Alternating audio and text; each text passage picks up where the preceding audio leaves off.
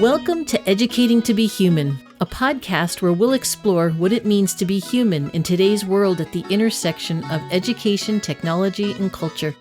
I'm your host, Lisa Petrides, founder of the Institute for the Study of Knowledge Management and Education. Each week, I'll speak with people who are supporting transformative change in education today. That is, ordinary people creating extraordinary impact. Thank you very much for listening.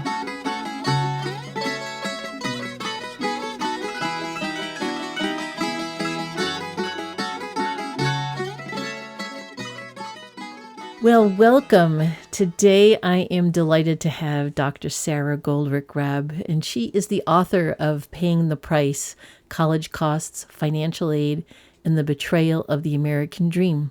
She's a senior fellow at Education Northwest, and she's also an adjunct professor at the Community College of Philadelphia. Welcome, Sara. So glad to have you today. Thanks for having me. So, this podcast, this is our season 1. We've really been exploring what does it mean to be human, and really specifically, my interest is in saying, what does humanity in its best form look like? And our first set of podcasts were really about community and connection and how integral they are to humanity and to our social and emotional and psychological needs. And we spent time reflecting on the sort of different facets of community and connection, from shared mythologies to civic structures, from the importance of public spaces to how we cooperate. And the second set of podcasts were about the creation and curiosity and how that drives us to explore and experiment and innovate, and frankly, to find solutions and to be expressing ourselves. I would argue as humans, we have a thirst for knowledge. We're always seeking answers about the universe and nature and ourselves. And in that set of interviews, we really explored how using creation and curiosity can help us stay true to our collective humanity, essentially. In this series, which we are just starting with you, Sara, it's really about the capacity for change and adaptation. Over time, we've seen, at least so far, that we humans have shown a remarkable flexibility in behavior, thought, and culture, which has allowed us to adjust to different kinds of environments and evolving conditions. And I would argue that this sort of adaptability and resilience has been essential for survival and progress, which is why I'm so delighted to have you as my guest today, because you have spent a lifetime as a researcher, a writer, and a teacher working on these mechanisms of change and growth, specifically in higher education, really producing some of the first ever research on issues of food and housing insecurity on our college campuses today, and the impact this has on our teaching and learning. So this third arc in our series, is really focusing on the capacity for change and adaptation. So, Sara, from your perspective, I guess, how do you see this theme playing out in the context of higher education, particularly around student basic needs? Well, I think let's start by considering what higher education is even trying to do. What is this place that we call higher education? In the American vision of it, it is sometimes positioned as a place where you go after you finished high school and you do a little bit more learning, and then you get a degree and you are done. It's, I guess, finishing school in a sense, in that vision, right? To some, it's also a place where you go and maybe get something you didn't get, perhaps in secondary school. So maybe in high school you were one thing, or you were just growing up. And in college you go on this journey of discovery, and you transform in ways that at their best will help match you with the adult life that you're going to have, the career, the family, and so on. And let's not forget, by the way, that we talk all the time about higher education for jobs now. It used to be the case that for women, at least, it was a Mrs. degree, an MRS, right? That this is where women were supposed to go. The only purpose of going there was so they could meet somebody to marry, right? So family formation's always been a part of this discussion, as offensive as, frankly, that can be to some of us now. But, the other piece of that transformation is this idea that higher education is a place for social mobility, meaning, if you are not economically stable, if you come from a lower income or even poverty marked background, higher education creates a moment for you to change your circumstances and so-called have uplift. Okay, so all of those different visions of higher ed are at play, and they all rest on a set of visions that people have for what a colleges and universities look like and do, who works there and who goes there. And those visions tend to center on the idea that students only go there if they are, quote, ready to learn. And we have learned over time that while many people feel they're ready to be there, financially, their readiness to be there is not always in place. And often what they're going to pay is a surprise or just well beyond anything they could have expected. And the end result is that they go without having enough to eat or a safe place to sleep or the mental health support that they need or childcare or transportation while they're trying to go to school. And this raises a lot of questions about, for example, who belongs, whether it's our job to help people to meet those needs so that they can be in school, whether we ought to do work that crosses into health or even human services work, and fundamentally about what we're going to be able to achieve if, for example, we're not going to make everybody wealthy all at once, which seems unlikely, or only ensure the wealthy come to college. And that has pushed us into a really interesting moment that I think it was peaked with the pandemic, where we have to grapple, because the humans are right in front of us with these needs. We have to grapple with who we are, and we have to change and adapt to this reality. I'm curious if you could just tell us a little bit about your story, sort of how your pathway to get to this topic in this subject area in higher education. Well, I come from a family that very much values education. And unlike many, many people, not only did my family value of education, they were able to secure higher education. So both of my parents are college educated with advanced degrees. And on my mother's side, not only does she have those degrees, but so do her parents. So my grandmother, Geraldine Yucha, was one of the first women to graduate from the Medill School of Journalism at Northwestern University. I also am the granddaughter, so my grandmother's husband, my maternal grandfather, he went to college only because of the GI Bill, because it made it possible. And so Right. Papa, who is really the father figure of my life, he came from a family that did not have access to education, although they valued it. And only because the GI Bill, after he served, allowed him to go to college, was he able to go. And it wasn't an easy thing. And he went to multiple colleges. But you might think, well, therefore, the road through education must have been easy for me. The thing is that those educational advantages don't ensure everything. So yes, I was very successful in school on paper. I was identified as a gifted student. At the same time, I was enduring some abuse in the home that I was being raised in. And my A's and sometimes B's caused people around me to assume that I was fine and caused people around me to not look for any causes of any behavioral issues that I was having. So I didn't get support that I needed. And when my parents eventually divorced, it happened right on the brink of college, which made it very hard to pay for college.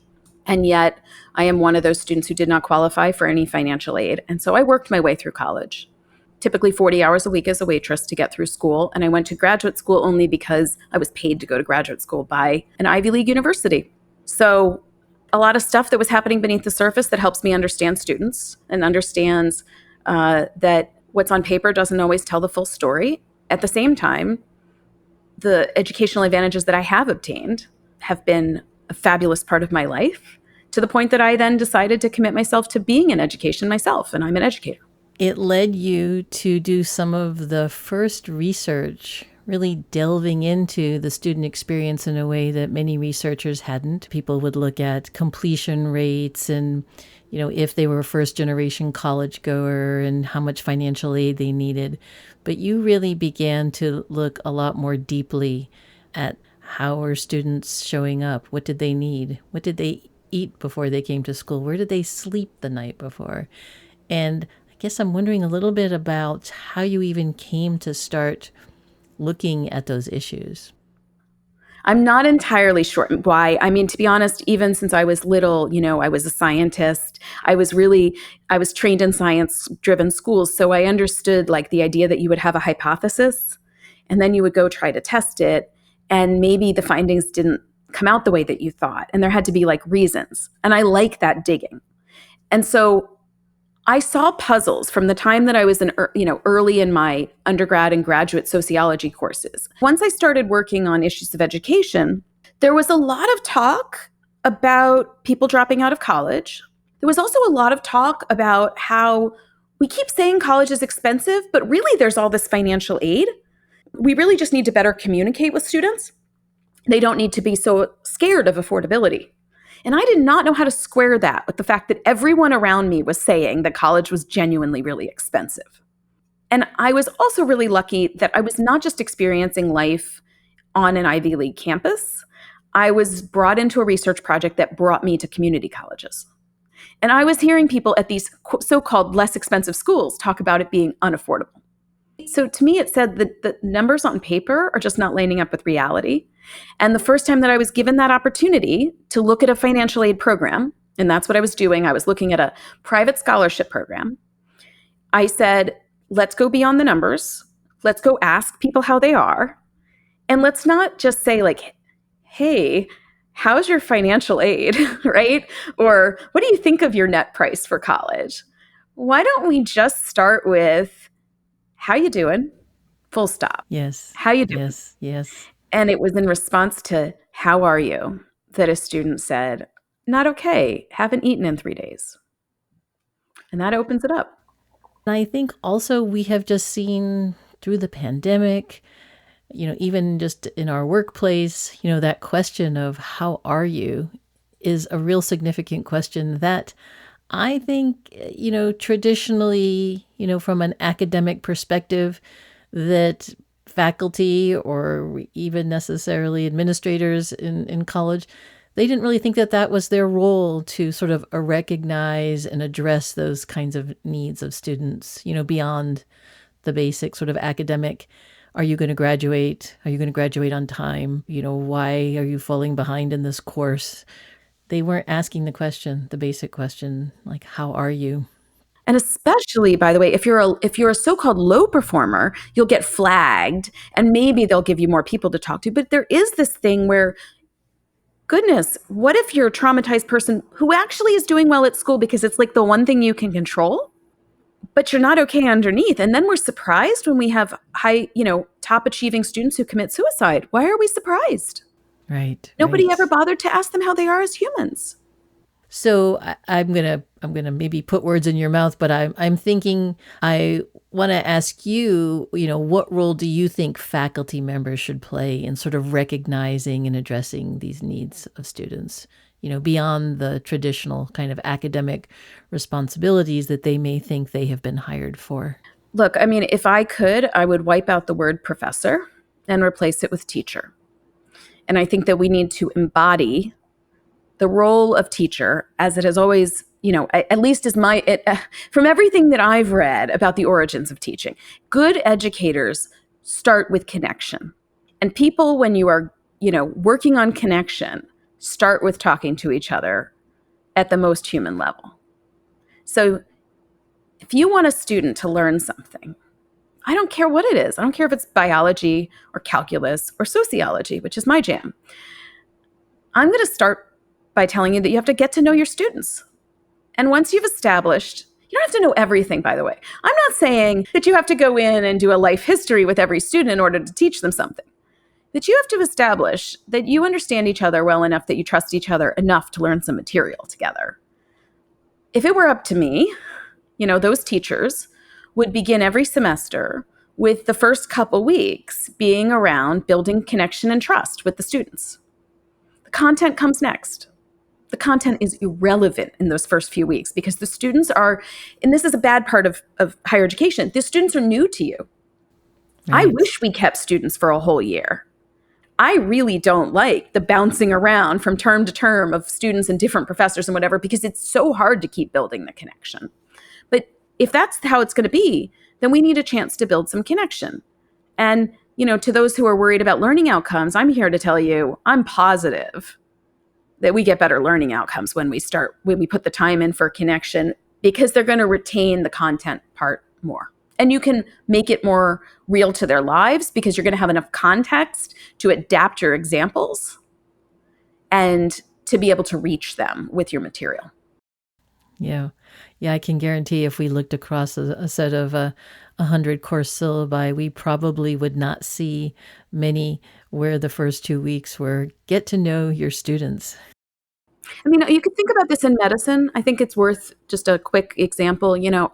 Look, we know that when we go see a doctor or a dentist or whatever, we're taught to be very respectful and deferential. Like, these are experts, and if they tell us we need to take our medication, we should take it.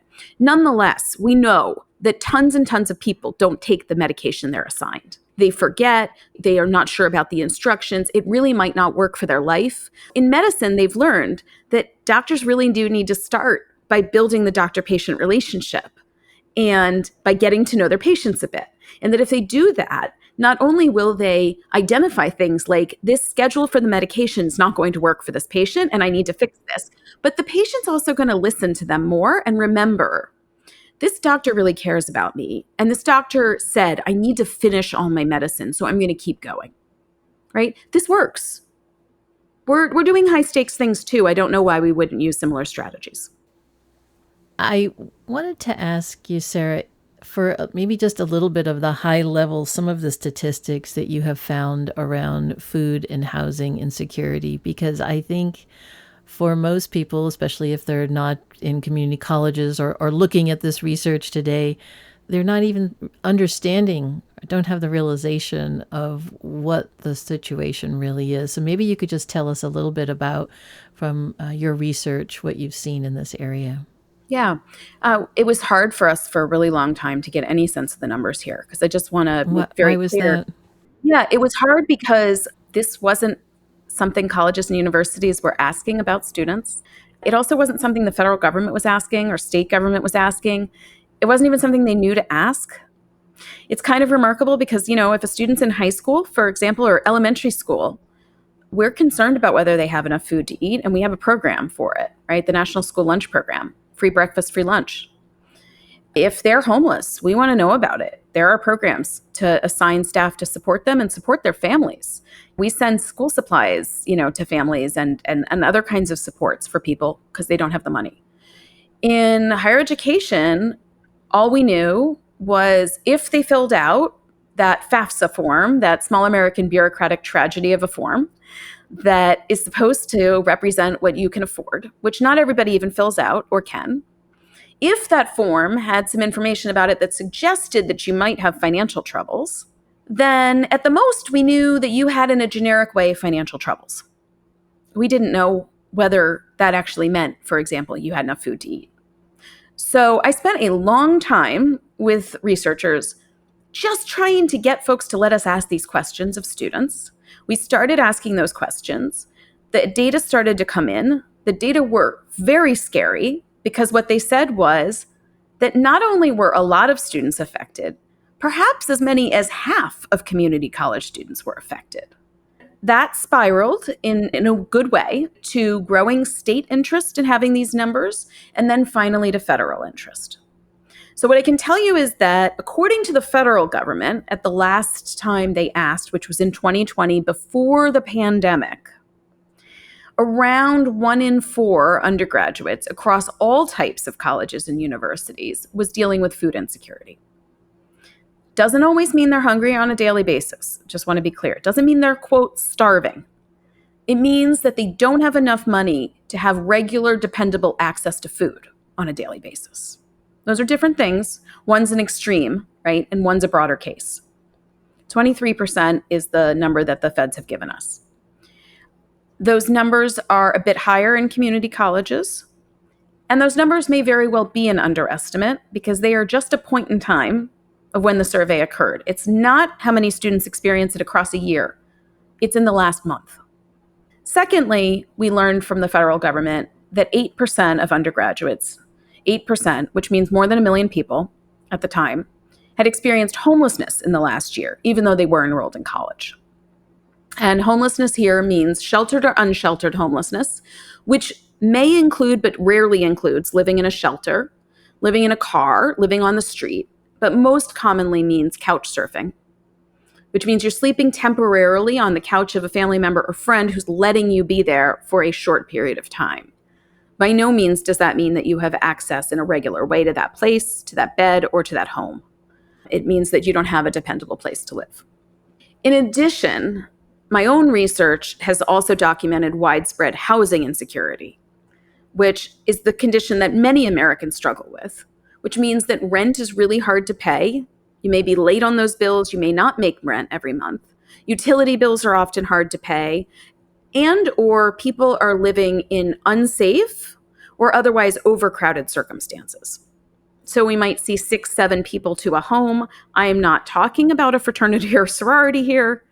We may see people living in an apartment that doesn't have proper wiring or the water's not turned on, things like that that might get them a lower rent. My estimates are that almost half, and sometimes even more, depending on the community college, more than half of their students are experiencing housing insecurity. I think it's really the leading issue, and I think we shouldn't be surprised because a huge fraction of Americans struggle on a regular basis with these issues. But this is what's leading people to be so tight on money. It's leading them to take on student loans when otherwise they wouldn't need it for their books or tuition, but the cost of attending college means they have to cover their rent. And they have to be able to do that in order to take classes. They're usually working at the same time that they are trying to get financial aid, at the same time that they're trying to go to school. What have you seen about the research in terms of students who are experiencing food and or housing insecurity in terms of their ability to stay in college, to complete their courses, to graduate or receive a certificate? Yeah, it's greatly compromised. So that can take many forms, right? So if someone is having trouble having enough to eat, typically that really starts with lower energy. They're distracted. They don't get as good grades because, again, they don't have as much energy. They don't sleep as well. Those physical manifestations of not having enough to eat play out. They don't always drop out of college right away. In some cases, they'll be able to go to a food pantry and they'll get some relief from this, but they're not going to do as well in school as other students. When students are housing insecure or homeless, that's when we really start to see these numbers go up in terms of people just leaving. It is incredibly time consuming to be without a stable home or to be short of money for rent. It involves a lot of scrambling.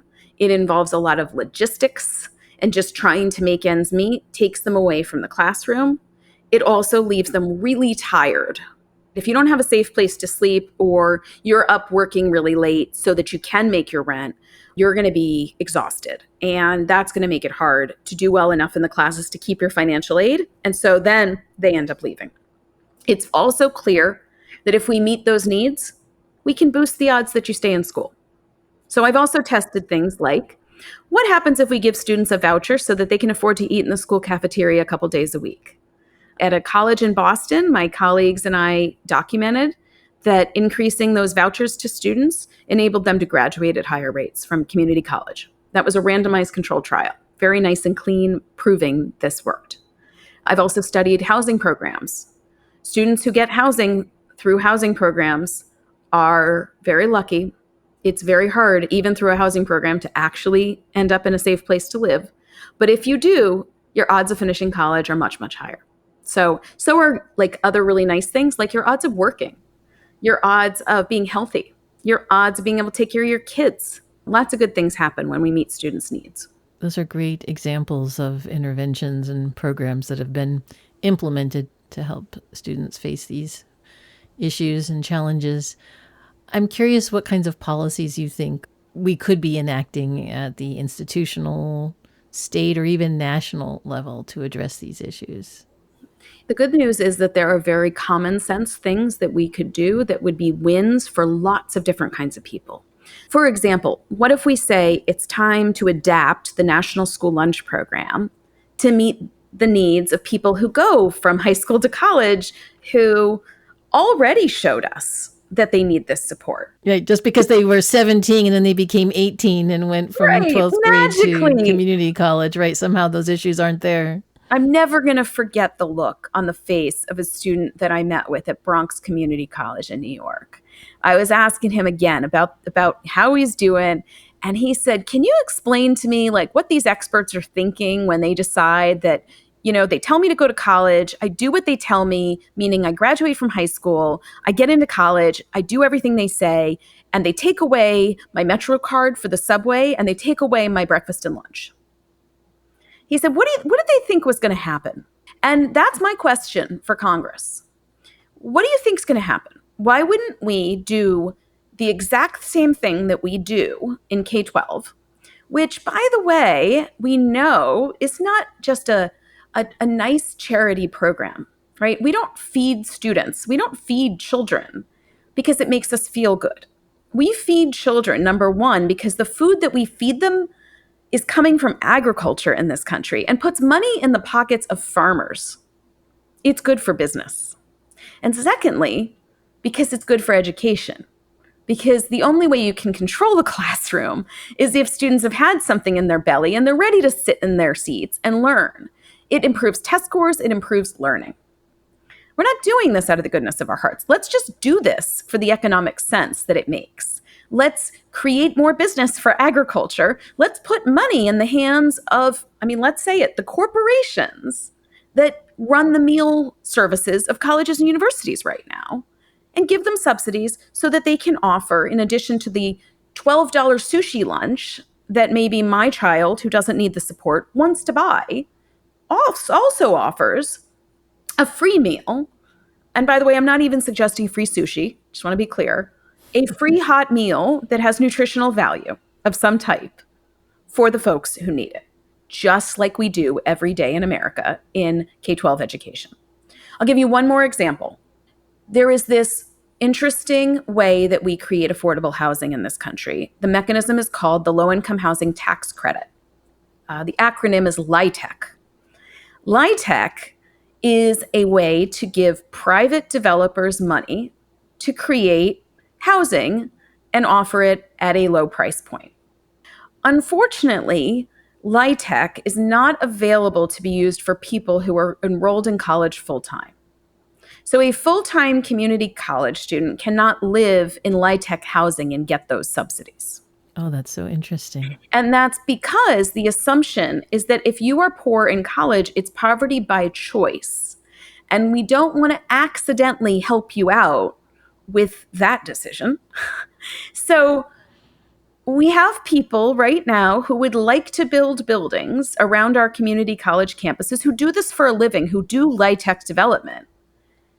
But they have no financial incentive to do it. In fact, they have a disincentive. So all we have to do is amend the LIHTC rules to add community college students, whether full-time or part-time, to the mix. And we would stimulate the private sector to have more dollars and to create housing for people who really need it, which drives workforce development. I honestly fail to see why this hasn't already been done as bipartisan policy. And I think it's mainly because the number of people who know this is an issue, it could be done, is really small. And we haven't put a coalition behind it. But it's eminently doable. And I've got a list of probably 12 other things that we could do tomorrow that don't involve, having to make radical changes to the tax code or give everything away for free, although I am a proponent of free community college. There's plenty that we can do together. It seems like you're really speaking to sort of this bias. You just said it, the words, which are kind of shocking, that somehow people think that poverty is a choice. Maybe you need, and I know you've talked about this before, where, you need not just a first or second chance, but that you need a third or fourth or fifth chance. It's hard to even just fathom that people would want to be talking about going to college for economic mobility, but then somehow say that poverty is a choice. It's such a contradiction. It says to me that you've never known or really loved someone who's lived in poverty. And if you have, you haven't had a real conversation with them. If you get up close to what it is to live in poverty, you know that nobody would choose it. No one. And it reminds me, one of the reasons I got into this work from a professional standpoint is that I, as a graduate student, got a chance to really dig into Bill Clinton's welfare reform, which happened in 1996. He actually became a governor of Arkansas and then ran for president on the platform that he would change. He called it ending welfare as we knew it. And he said it's because, and this is really interesting, he said his mom was on welfare, and he said that he could see it wasn't good for her. That somehow that being on the government dole, so to speak, made her dependent. There is so little scientific evidence that that's actually what happens. People do get trapped in poverty. That is true. But it's not from the help that they're receiving. It's from the dead-end jobs. It's from people looking at them like they can't do anything and not allowing them to get an education. So interestingly, in his effort to help, so-called help poor women, the rules he made, including making it harder for women to go to college if they were poor, actually trapped millions more women, parents, and children in poverty. And we're living that result right now. And it all starts from this incredible disconnect from understanding what it's like to be in poverty and why it's happening. When we really think about this topic around capacity and change, I think the work that you're describing that you do, and both the research and the interventions and the things you're suggesting that we could be doing at a policy level, we really are talking about how do we make these kinds of changes and adaptations, but how do we build the capacity of the system to actually do that? It seems to be sort of like the lingering question, right? The issues are, you've so well articulated what these issues are, but how we actually build the capacity of the system to do that, it seems to be I don't want to say it's a daunting challenge. It actually seems, as you said, quite doable by some very simple kinds of changes that we could be making. I'm wondering if you could just speak a little bit more, sort of like current day. I would love to hear sort of how this path that you've taken, how has this impacted your own work as an educator? Well, that was really the question that I had to face once I felt like I knew some things from the studies. Once I saw in front of me these numbers about how many students were affected, and I saw the rates at which they were leaving college and so on, I would do those studies and write them up and talk about them. And separately, I would walk into my classrooms. And early on, when I started seeing those results, it did help me, for example, be a little bit more understanding and tolerant of students who, for example, would fall asleep in my class.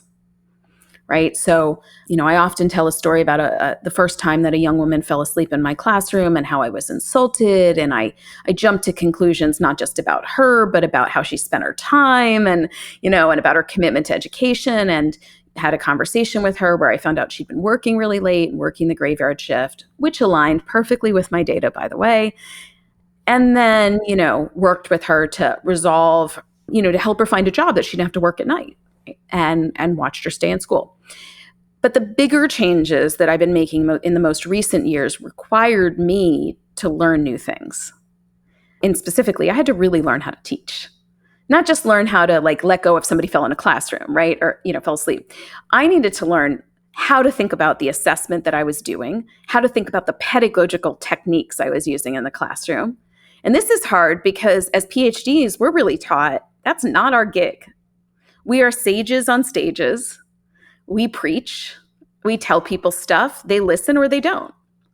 But what ended up happening was that I connected with an amazing colleague of mine at the time at the University of Wisconsin-Madison, Jessie Stommel. And Jessie and I had a very honest conversation where I admitted I had never had a conversation about how I did what I did in the classroom, about the underlying ways I constructed a syllabus, about the ways that I set up conversations. And we talked about my goals. And over a period of multiple years, sometimes in the summer, sometimes just one-off conversations, sometimes training, I started to learn how to teach. And the way I teach now embodies everything that he's taught me and a lot of lessons from my studies. So, for example, I do spend several weeks at the beginning getting to know the students. I use multiple techniques, including letting them get to know me a bit, including giving them space to talk to each other, including asking them to fill out a welcome survey, including contacting them to talk to them. I do not design my entire syllabus in advance of the semester because I don't know my people yet. I don't know how much reading I think they're going to be able to really work into their lives. I don't know what techniques I need to use in terms of lecture versus interactive stuff versus projects, etc. So I have a general vision of where I want the class to go, and I map the first set of weeks. And then as I get to know them better, I map the rest and I iterate and I evolve. What everybody else finds out is they set this plan up and then the best laid plans don't work. And then you're kind of in this, oh, I got to revise. I don't have to revise because I didn't make it in the first place. Another quick example is I use a lot of techniques from ungrading. I have very high standards.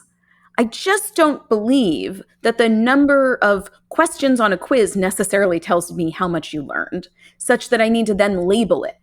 And I've learned, for example, if I'm teaching a man who, when he was 16, got C's and D's in school and has put in his head that he's a C and D student, and now he's a 32-year-old, and he takes his first quiz and he gets a C, his whole understanding of what his capacity is going to be marked by that.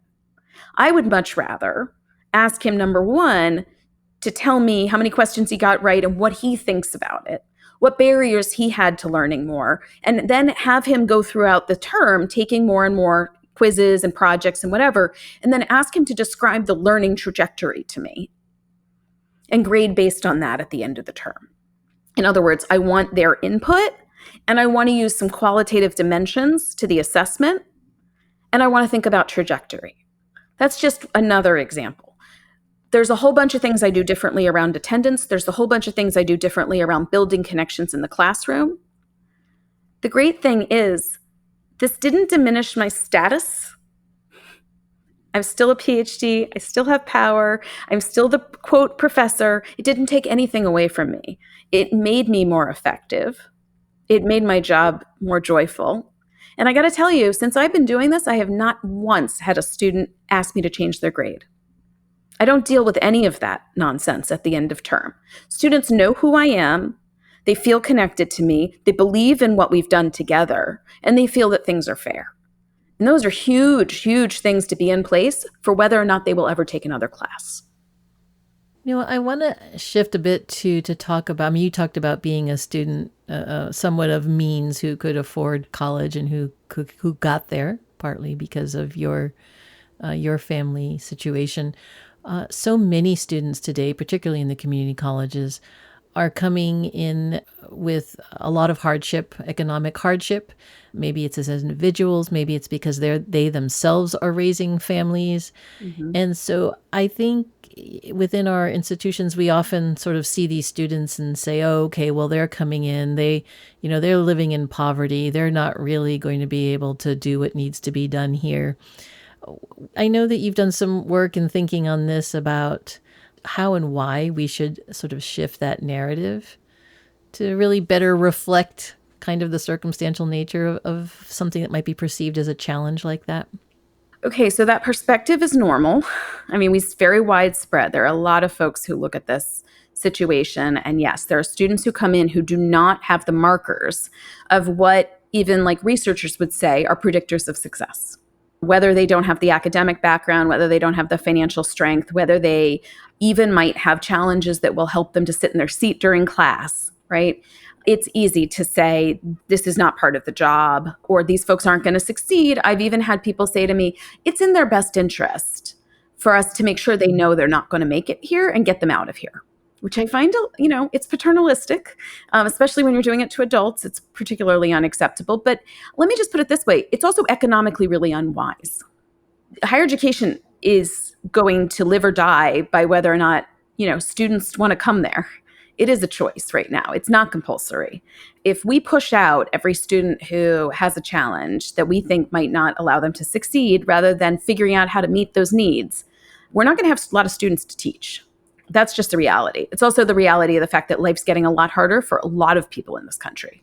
The fraction of people who can say, I'm totally financially secure, even through an emergency, my health is great, no matter what comes down the pike, I'm going to be good, is vanishingly rare now. So that's the first thing. The second thing is it misunderstands what those so-called barriers actually mean about a person. Poverty is not a cognitive deficit. Poverty can have effects on a brain, and our brains are amazing. They are malleable. So, one thing that poverty does to people is it stresses them out. And if you take stress and you inflict it on yourself, you will find that you're going to have a harder time remembering things or processing difficult material. And if you alleviate the stress, you're going to find that your brain bounces back. You can do things again. And so, if that world of medicine and biology interests you, there's a book called Scarcity that I highly recommend that people can read to understand, that's a wonderful thing. We can alleviate scarcity and we can see changes in the human body and in their performance. Similarly, sometimes the things that students are dealing with are situational. So if we take them as, characteristics of the person, and it's a context-dependent situation, or it's something that happened because of a temporary, a job loss, gosh, it's a shame to treat it like it's forever, right? So that's another kind of piece of this. The other thing is that sometimes what's showing up to like a professor or a staff member or whatever is a signal that they're misinterpreting. So one example is I have lots of colleagues who are very frustrated when their students don't come to class on time. It's not uncommon in the community college world or in the university world, right? If you have 30 students, for a third of them to be there when the so-called bell rings. It's not even usually a bell, right? Class has started, there's a third of them there, there's 10 people in the room.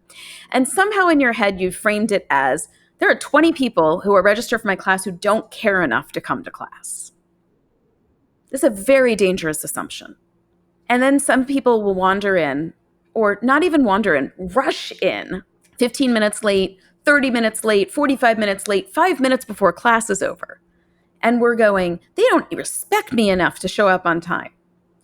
I would encourage us to reframe that to say, those people who just came in are trying so hard to be here that they're coming even though they're going to be late. It's a sign of commitment. And those who didn't make it may very well have a need that if we could help them with it, a transportation issue, a childcare issue, and so on, could quickly go away and put them right back in that classroom. And so is it really to our benefit to just assume it means they don't care and don't want it and don't belong and exit them? Or might it actually be part of our job to partner and adapt and support each other? What I wanted to sort of end with is really calling out how remarkable it is to be able to see the kind of evolution that we can actually make when we as humans help each other build that capacity for change, right? That we really see, in this case, the students not as this person to grade or to collect tuition from, but really as a human first, and then helping them on their pathway to learning. And I think, ironically, that's not something that we talk about every day certainly not in our higher education institutions. I don't know if you have any kind of final comment you want to say about that, but I really want to at least leave our listeners with the sense that this is a conversation that is not happening regularly in our higher education institutions.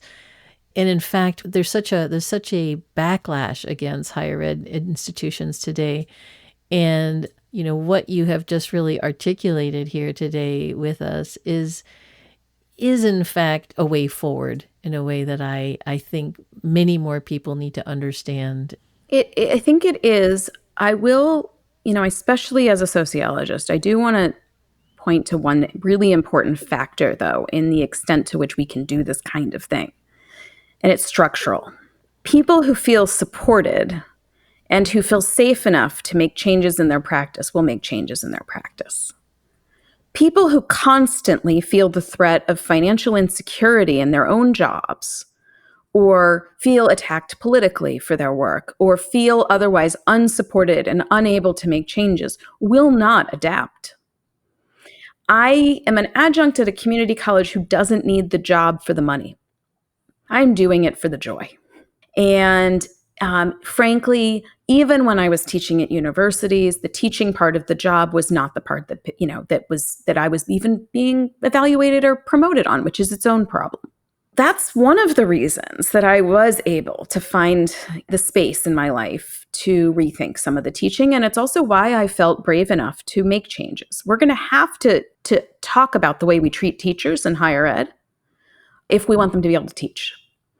And I think their working conditions are bad and egregious in some cases. In other cases, they're actually quite good. And let's be honest, if we could go to the places where they are actually relatively well-resourced and just change how they teach, it would help with a lot of people who are struggling even in spaces that have a lot of money in them.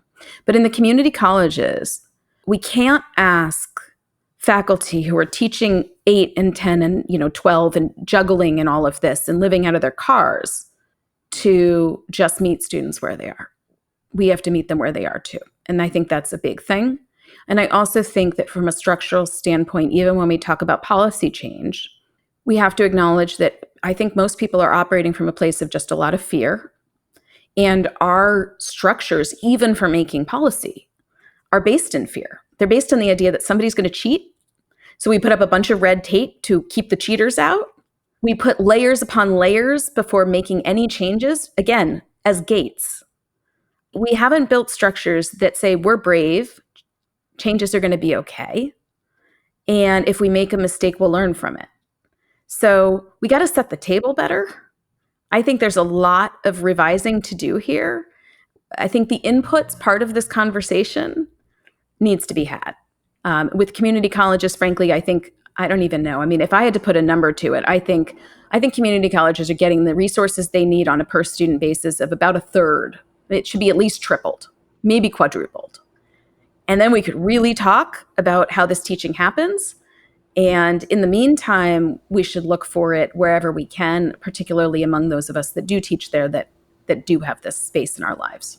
Ironically, that's kind of turning the pyramid right on its head, right? Because what we know now is in the private research universities, those are the most well-resourced and not necessarily the places where the majority of our students are today. And those students who really are going to rely on higher education as a way forward. Absolutely. But the best job is at the community college. I'm here to tell you, I've taught in all of them. And I happen to agree with that. So thank you. Sara, I just want to take a moment to thank you again for joining us today and for this very thoughtful and thought-provoking conversation. Thank you for the work that you do. It takes a lot of courage to put yourself out in this space where you have been swimming upstream in some ways. And I think we are at a inflection point where these conversations are now being heard, and we're starting to ask not just what is a professor and what is a student, but what are we learning and how do we ensure that happens as teachers. So thank you again very much. It's been a pleasure. Thank you. Thank you, everybody, for listening to the show this week. This has been Lisa Petrides with Educating to Be Human. If you enjoy our show, please rate and review us on Apple, Spotify, or wherever you listen to your podcasts. You can access our show notes for links and information on our guests. And don't forget to follow us on Instagram and Twitter at Edu2Be-Human. That is EDU to be human. This podcast was created by Lisa Petrides and produced by Eleni Theros. Educating to Be Human is recorded by Nathan Sherman and edited by Ty Mayer.